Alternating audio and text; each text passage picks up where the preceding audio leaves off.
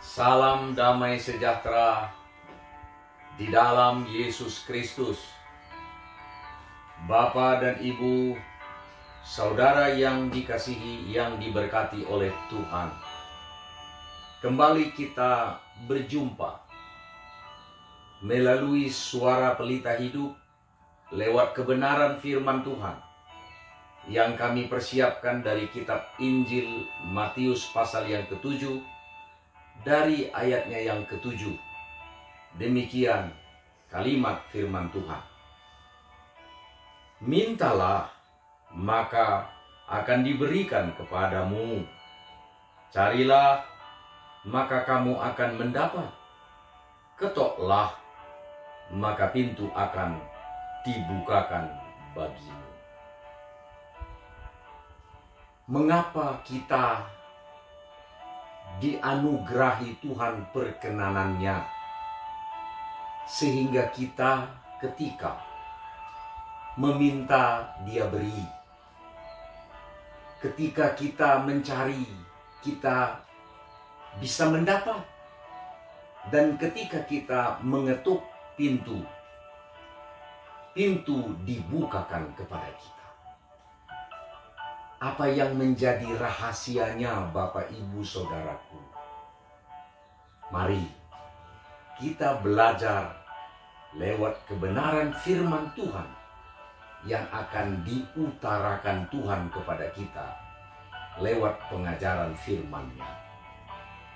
Yang pertama, mengapa kita bisa meminta Tuhan memberikannya?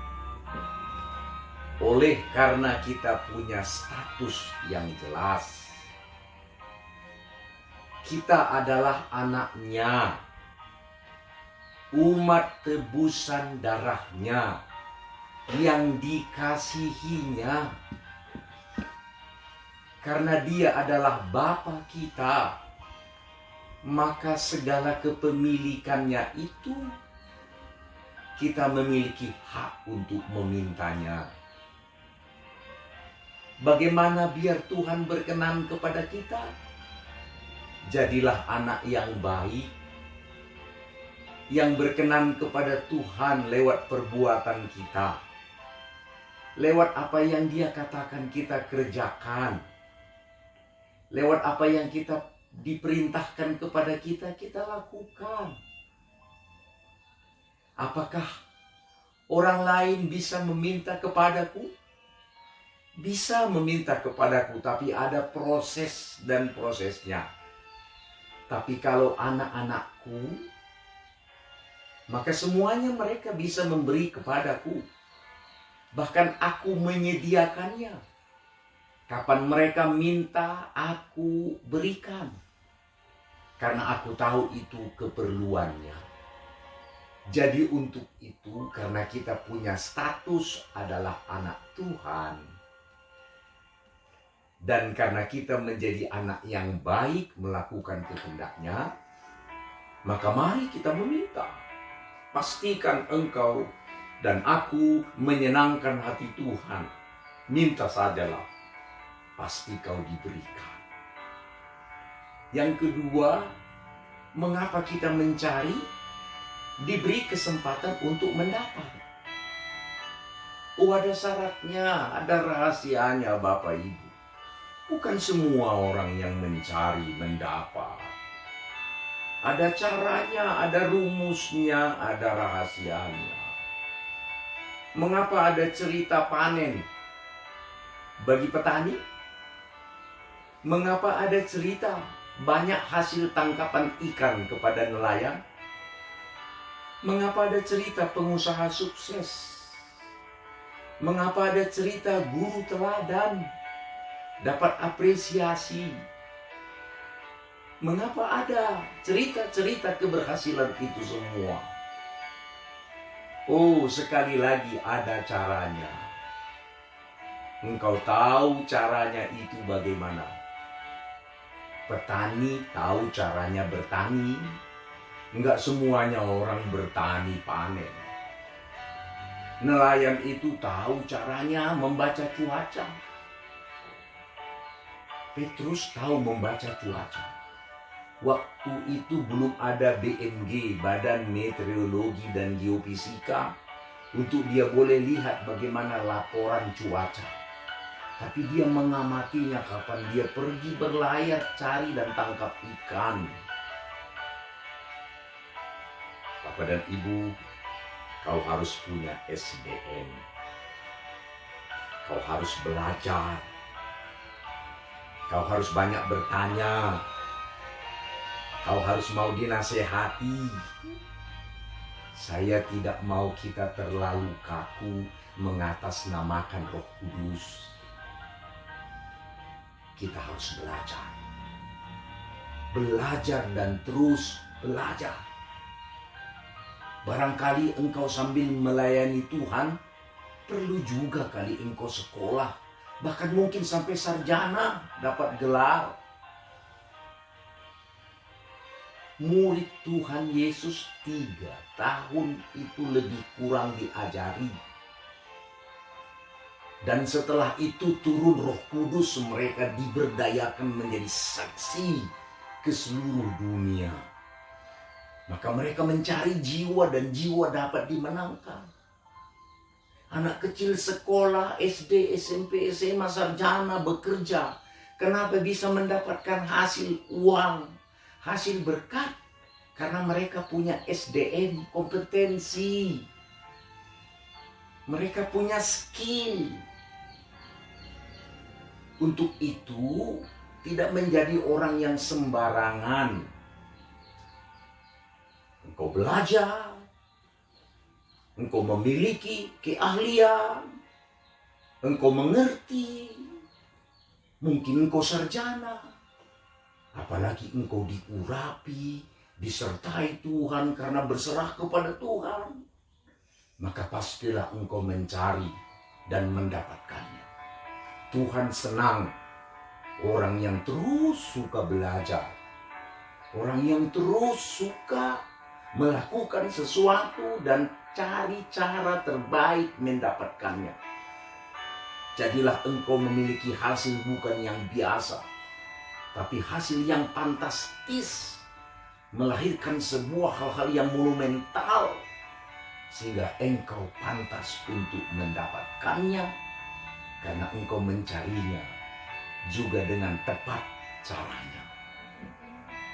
Yang ketiga, mengapa kalau kita tok pintu dibukakan? Kenapa kalau kita ketok hati Tuhan, tok Tuhan bukakan? Kalau lama kita ketok tok harus dibukakan. Seperti saudara kita kedatangan tamu tengah malam. Dia kedatangan sahabatnya dan dia pergi ke tetangga yang juga sahabatnya. Tok. Dia ketuk tok. Akhirnya sahabatnya membukakannya, menolongnya. Apa rahasianya supaya pintu dibukakan baginya? Ada hubungan baik. Hubungan baik kemana, ke arah mana saja. Apalagi hubungan baik ke atasan. Itu sangat penting. Terkadang manusia terlena. Apalagi zaman sekarang. Sangat gampang dan sangat senang melihat kekurangan orang. Boleh engkau riset semuanya. Tapi kekurangan atasanmu tidak urusanmu. Sekalipun kulihat kekurangan atasanku, itu enggak urusan. Kekurangan atasanku itu urusan atasannya. Yang Tuhan mau, ku hormati atasanku, ku pegang tangan kawanku, ku peluk orang yang di bawahku, sambil mengajarinya, menuntunnya seposisi dengan aku bila perlu lebih pintar.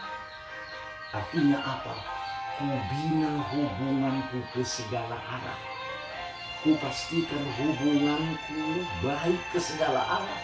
Sehingga pada waktu aku terdesak, kapan aku perlu, maka ketika ku ketuk pintu siapa saja dia bukakan. Karena apa?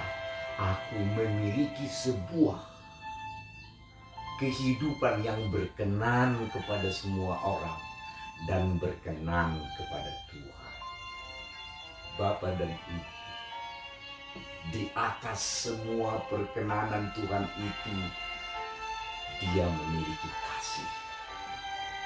Dia tidak bisa keluar dari kasih-Nya. Karena kasih Bapa itu sempurna. Dan ketika Dia lihat anaknya, oh, ini anak yang kukasihi, melakukan kehendakku. Oh, kapan kau ulurkan tanganmu meminta, pastilah Dia berikan.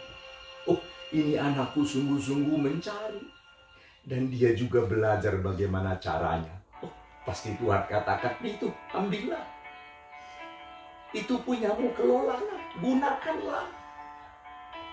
Dan ketika aku ketok, karena seluruh pengalaman hidupku dilihat Tuhan berkenan kepadanya, maka kapan aku perlu Tuhan? Tiba-tiba aku perlu Tuhan. Maka Dia membukakan pintu bagi Bapa dan Ibu. Kiranya lewat nasihat, pengajaran firman Tuhan kali ini, membawa kita kepada sebuah pengertian baru, sehingga kita bukan asal meminta, bukan asal cari, bukan asal ketuk. Kita tahu caranya dan memanfaatkannya, sehingga kita mendapatkannya. Terpujilah nama Tuhan pada hari ini kekal, untuk selamanya. Haleluya. Amin. Bapak dan Ibu, saudara yang kami kasihi dalam nama Tuhan Yesus Kristus, pada bagian akhir Suara Pelita Hidup kali ini kami menyampaikan, apabila Bapak dan Ibu memiliki pergumulan hidup, memiliki pergumulan penyakit, rindu untuk didoakan, mari hubungi kami melalui kolom komentar pada Facebook, Instagram, dan channel YouTube GPI Malihat, atau hubungi kami melalui nomor telepon dan WhatsApp ini yang kami terakan pada kolom deskripsi channel ini. Dan mungkin Bapak Ibu rindu bersama-sama berdoa dengan kami, karena seluruh permohonan doa kami akan lakukan pada kebaktian sesi kedua, kebaktian pelayanan umum GPI Malihat, setiap minggu sore pukul 18 WIB. Mari bergabung di ibadah live streaming. Kami pasti mendoakan, dan Tuhan Yesus memberkati kita sekalian. Puji Tuhan. Haleluya, haleluya, haleluya. Amin.